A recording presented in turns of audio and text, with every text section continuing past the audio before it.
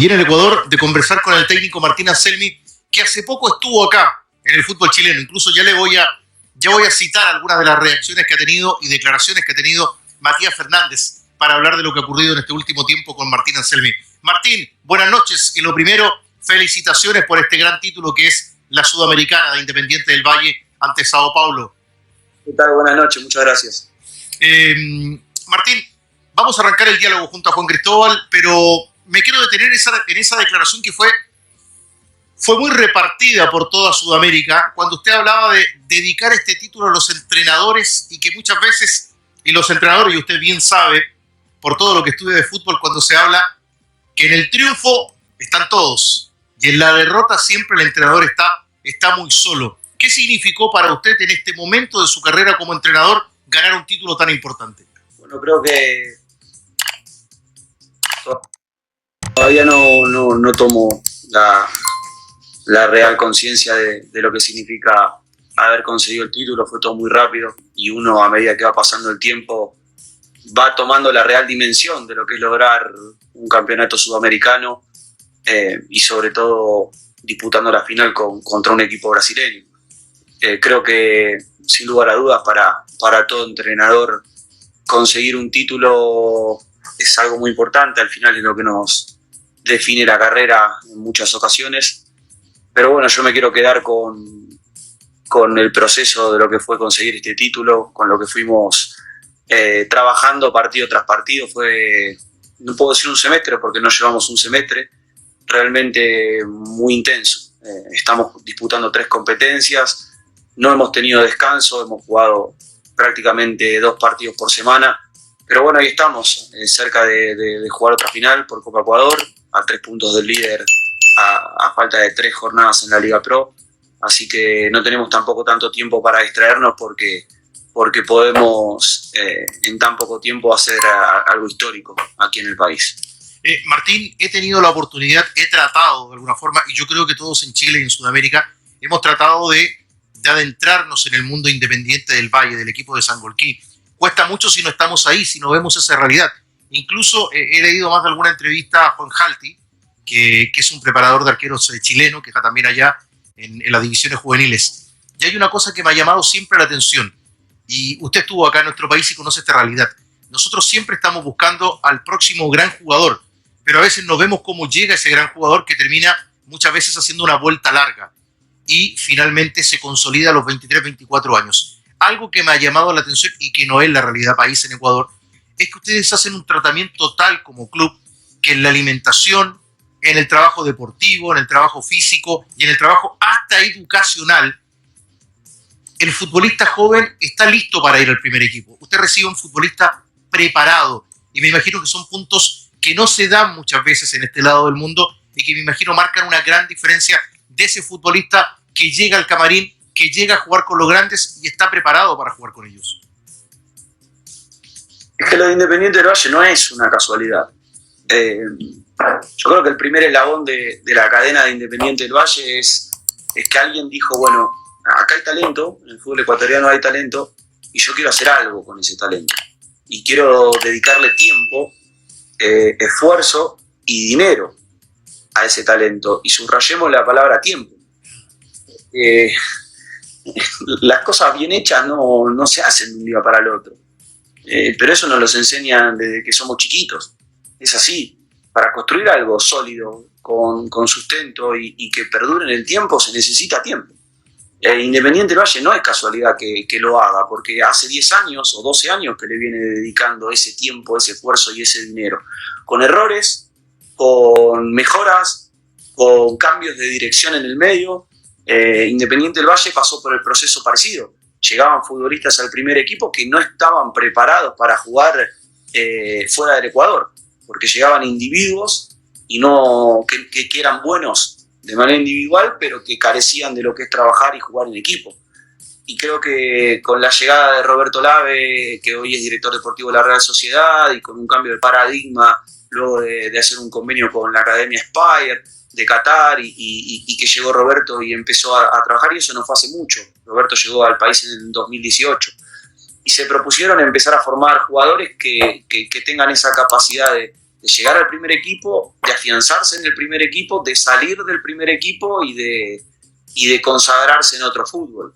El paso de Roberto fue muy fugaz, pero bueno, dejó un sucesor que fue Miguel Ángel, que trabajó 1 año y medio en formativas, y creo que más allá de lo futbolístico, el principal legado que dejó Miguel en lo que es la formativa fue justamente esa vuelta que le faltaba al talento ecuatoriano, lo de ser más profesional, lo de entender que para llegar lejos en esto hay que vivir para esto, lo de... porque son chicos que podríamos estar horas hablando de dónde vienen, de cómo son, de cuál es su pasado, de cómo... Y hoy encuentran en Independiente, claro, un chico de 12 años que nació, no quiero nombrar ninguna ciudad del Ecuador, pero ninguno es de Quito. La mayoría, el 2% de los 150 chicos que viven en el club deben ser de Quito. El resto son todos del interior del país. Y claro, encontraron en Independiente del Valle una casa. Porque hay realmente chicos que si no estuviesen en Independiente del Valle no tendrían para comer. Entonces, Independiente del Valle les da el desayuno, luego entrenan, luego van al colegio, hoy con un colegio modelo, con una metodología de enseñanza modelo, y te diría que no sé, en Argentina no sé si hay una secundaria con ese tipo de metodología, es muy avanzada, es una metodología muy liberal, donde los chicos no trabajan en aulas, por ejemplo, y luego vuelven del colegio y tienen entrenamiento individual por la tarde, y después se meriendan y después cenan en el club y se van a dormir, y son chicos que claro, no es fácil tener 150 chicos, y Independiente del Valle aprendió mucho con el correr del tiempo de cómo convivir con 150 chicos de diferentes ciudades, de diferentes carencias, de diferentes realidades. Y claro, hoy se premia a la habitación más ordenada, se premia al que le tiene buenas notas en el colegio, se castiga de alguna manera. Nosotros tratamos de estar encima de eso, y si un jugador del primer equipo sube y después tiene que jugar en la 19 el fin de semana y no baja con la responsabilidad que merece, por ahí nosotros no lo tenemos en cuenta por un tiempo.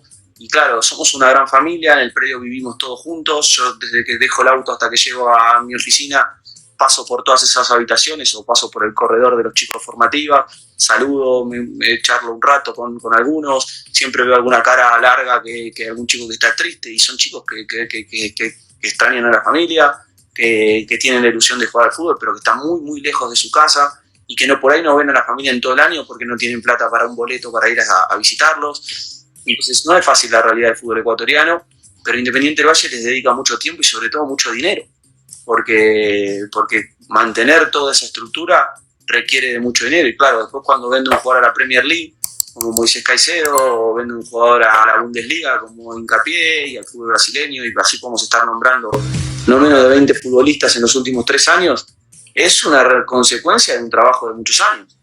Y bueno, lo de Matías es un poco parecido. Para mí Matías es un guerrero, es ese jugador fiable, y no va a ser un jugador ni de 10 puntos ni de 2 puntos, pero siempre va a ser un jugador que no va a bajar de los 6 puntos, porque es un jugador fiable, es un jugador que entiende todo, que tácticamente es brillante, que no te regala una pelota, que le gusta el competir, que es buena persona, es muy buena persona, y me parece que se adaptaba a lo que nosotros necesitábamos. Hoy es difícil llevar a un extranjero que juegue en una banda al fútbol ecuatoriano, que el fútbol ecuatoriano, si hay algo que saca, son jugadores por banda, ¿no? Y son rápidos, y son veloces, y son fuertes. El contraste con Chávez es totalmente opuesto. Joan Chávez es un lateral totalmente opuesto a Matías. Es un jugador de espacio, es un jugador que ataca, que va, que viene muy rápido, de los más rápidos debe ser del fútbol sudamericano, físico, es un jugador físico. Y Matías nos daba ese contraste, ese jugador que es capaz de juntar pases en un espacio reducido, que es capaz de salir de bajo presiones sin tener tanto espacio, que entiende el juego, que puede jugar de lateral y de carril, porque ya lo había hecho con nosotros en Calera, y que es un jugador que siempre va a cumplir, porque es un guerrero. A Matías no hay que decirle las cosas 2 veces, con una vez él ya sabe lo que tiene que hacer y lo entiende y lo lleva a cabo con una prolijidad y una pasión y un convencimiento que es difícil de encontrar. Esto de tener la paciencia, porque claro, en Calera se sufrió lo que se sufre generalmente el técnico hoy en primera división, donde el que pierde el domingo está en crisis el lunes y es muy difícil salir de eso y lidiar con la histeria y con la necesidad de ganar ayer que tiene el fútbol. Pero le iba a preguntar sobre otra cosa, tomando en cuenta su edad, tiene 37, sin ser estrictamente nativo digital, si es desde la adolescencia una persona que convivió con internet, en fin, al contrario de la gran mayoría de los entrenadores que tienen otro feeling con la tecnología. Estoy pensando en cómo lidiar hoy como entrenador y desde la perspectiva de un entrenador joven con la presión que significa para los jugadores las redes sociales y el ruido que se genera a partir de ellas, porque hoy está siendo un factor anímico para el futbolista. Fundamental. Yo vengo antes de estar en Calera, trabajé en el fútbol brasileño, en un club como Inter de Porto Alegre. Podemos multiplicar cualquier país de Sudamérica por 5 o por 6, ¿no?, de lo que se vive en Brasil, y más en una ciudad tan futbolera como Porto Alegre, donde creo que es la ciudad más futbolera de Brasil y donde la mitad está partida para Gremio y la otra mitad para Inter. Y esos jugadores, a mayor medida, los de Calera menor, los de Independiente en otra medida, viven bajo esa presión. Y hoy no hablemos de fútbol. Hoy hay infinidad de documentales en las plataformas hablando de deportistas de élite que han tenido problemas psicológicos, que no han podido continuar con su carrera, y todo se debe a eso. Se debe al ruido, esa es la palabra, la que vos dijiste, ruido, que rodea a un deportista. Porque para poder jugar al fútbol en la elite o en la primera división del fútbol de Chile, para no irnos a otro lugar, uno de los factores que debe manejar el deportista o el futbolista o el entrenador es justamente el ruido. El ruido externo es lo más dañino que tiene el deportista que está en la elite o está en una primera división, en una segunda, donde recibe, porque hoy es muy fácil llegar a nosotros. Hoy con un celular se llega a nosotros. Y por más que uno lo quiera evitar, llegan igual. Y claro, ese ruido te puede llevar a tomar una mala decisión. Porque en algún momento te puede confundir. Me están llegando 100 mensajes por día de que saque a tal jugador. ¿Seré yo el equivocado de que sigo poniendo ese jugador? ¿O hay 100 personas que lo miran distinto o yo estoy loco o realmente hay 100 personas equivocadas del otro lado? Pero por eso hablo de cuando se opina.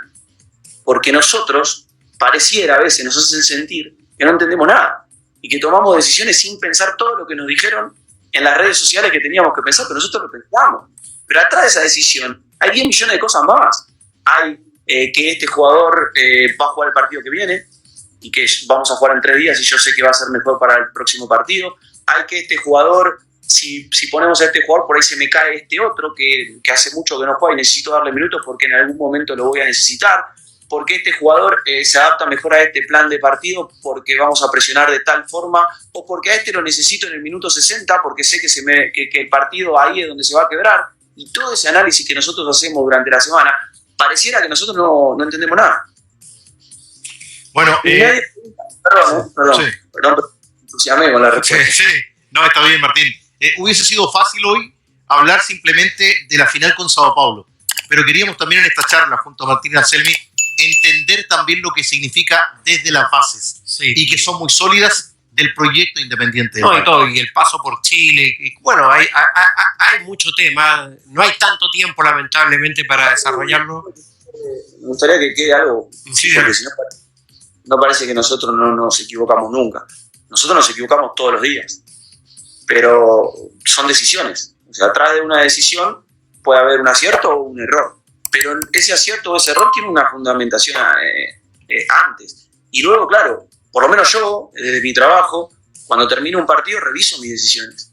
Y si mis decisiones no fueron buenas, soy el primero que me voy a criticarme a mí mismo y voy a decir, acá me equivoqué. Y el partido siguiente o al próximo rival que me vuelva a pasar algo similar, trataré de no cometer el mismo error. Pero que no quede como que nosotros no nos equivocamos y que no quede como que no nos pueden criticar. Yo lo único que estoy pidiendo es que en esa crítica haya primero una pregunta de un por qué. Por lo menos que tengamos el derecho a explicar por qué tomamos ciertas decisiones y después, bueno, todo el mundo puede opinar acá, esto es fútbol y en el fútbol es materia opinable. Dirigió 11 partidos este año a nivel internacional y la estadística dice que este año no perdió. Entre Independiente y La Calera son partidos que empató y ganó. Martín, gracias Martín. Gracias.